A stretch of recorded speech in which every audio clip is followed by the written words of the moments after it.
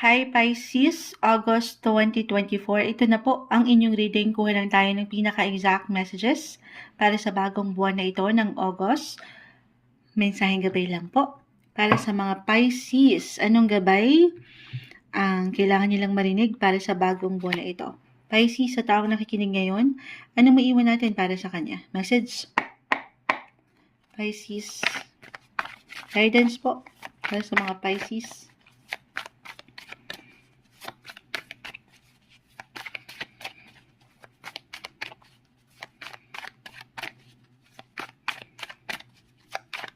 Okay. Cut natin ito this time into 3.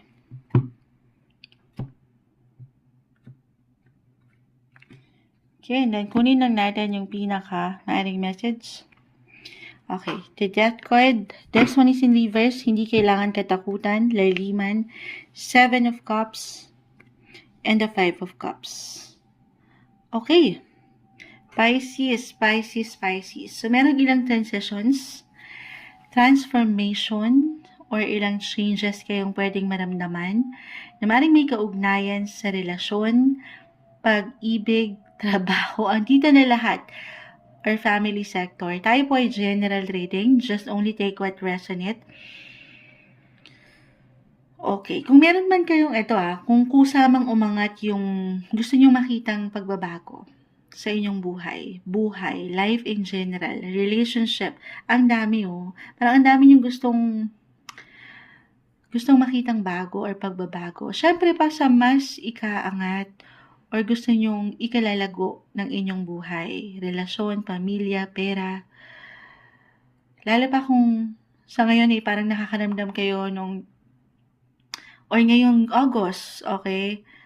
Or ngayon pa lang, nakakaramdam kayo nung disappointment or somehow parang kulang, may pagka-low-key yung energy, naiinip ang ilan. Dito, merong tendency na may tendency na dahil nga andito yung gusto niya ng makakita ng bago or pagbabago na ayan, syempre pa sa mas ikalalago, baka magmadali kayo.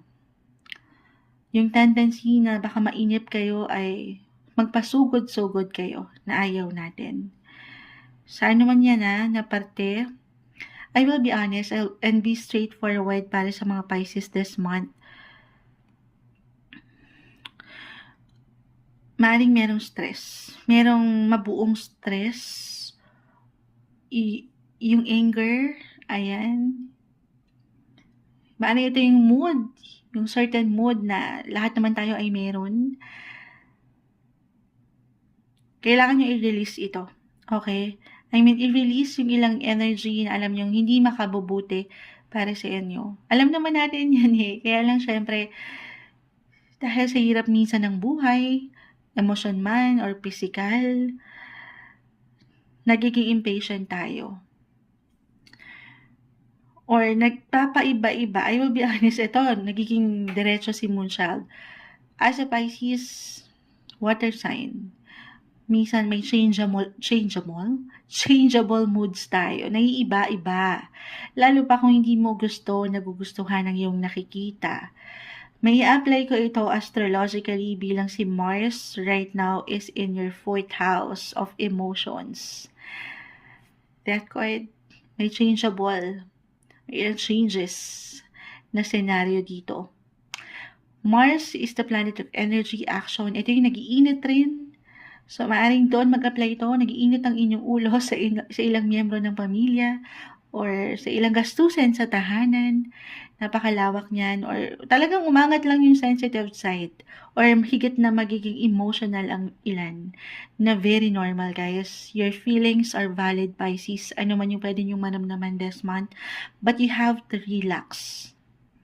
Relax lang. At huwag kayong papangunahan ng pangamba or pag-aalala or nung init ng ating emosyon. Okay, yun lang naman ma-add ko. Dahil sa true lang, kung pahintulutan nyo na ma-i-balance ang mga sitwasyon, ang inyong pakiramdam, okay, nang hindi kayo nasasobrahan or nakukulangan, yung connection nyo na meron kayo sa inyong kapareha, pamilya, or ilang katrabaho, 5 of Cups, Maring makabuo kayo ng meaningful connection this month. Kumbaga, maganda. Parang special, okay? Special and meaningful. Kung pahintulutan nyo lamang po na kalma. At walang imposible na itong pagbabagong ito ay para meron akong nakikitang buhok dito, buhok ni Moonchild. Bakit may buhok? Ayan. Papunta ito sa mas positibong pagbabago. Basta tulungan ang sarili, huwag kayo pagpapadalos-dalos, Pisces, kung paano kayo nagde-deliver, kahit sa simpleng pagsasalita ito, okay? Or pagdating sa communication sector bilang astrologically, again, ito, kanina ko pa na-mention, si Mercury will go on retrograde base this month. Whole month ito of August, mararamdaman ito. Yung ilang miscommunication, merong tendency po, or disagreements, yung tension, sobrang nag-a-apply dito sa ilang baraha. So, kalma.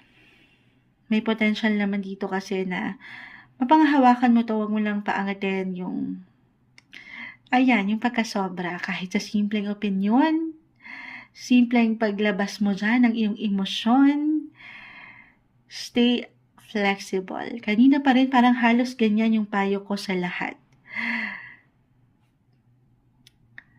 Mahirap maging kalma, lalo pa kung kasi iba-iba ang tao, iba-iba ang tao. Minsan, hindi ikaw, minsan, syempre, hindi naman tayo ang problema, madalas. Hindi tayo perfect, okay?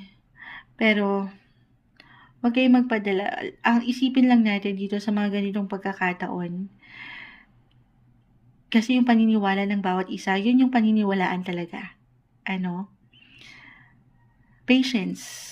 Isipin na lang natin bilang I have my moon sign in Pisces na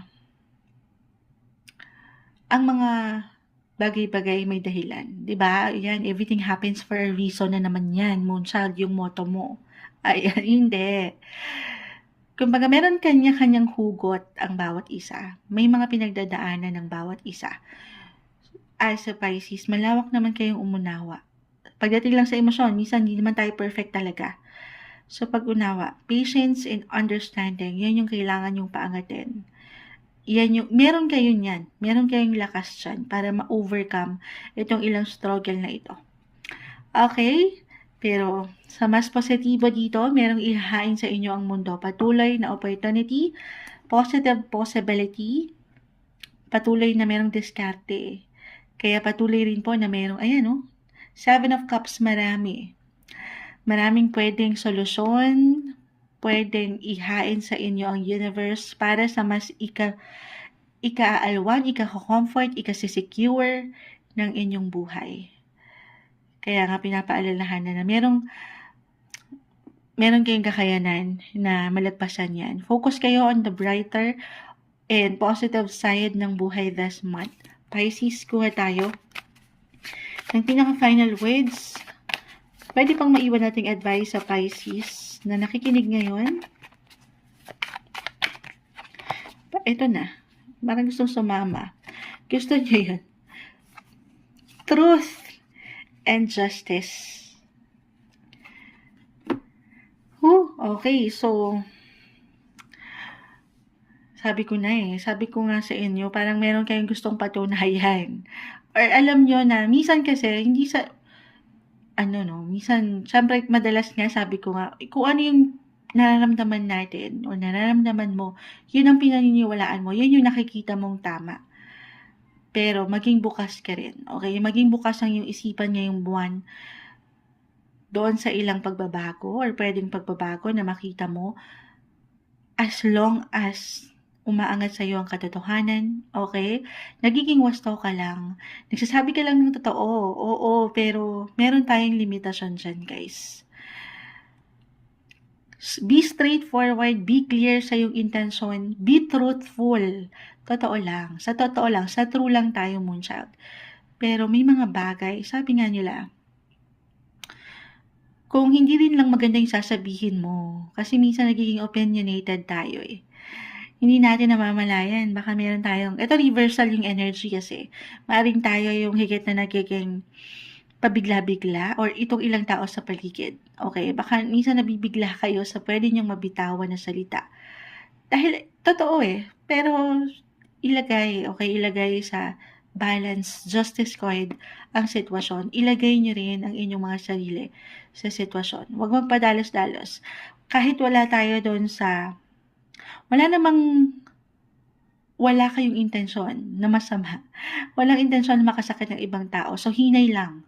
May pagkakataon po na gano'n Hindi natin alam na, ay baka nakaka-hurt na pala tayo ng feelings.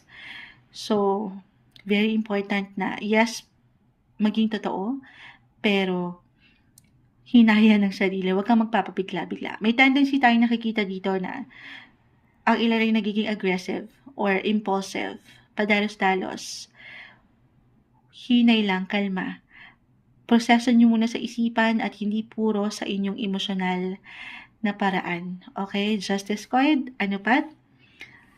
Ayan, balance is the key. Matatanggap nyo ang hustisya na alam nyong deserve ng bawat isa. Para sa inyo, ngayong buwan ng Agosto 2024, Pisces.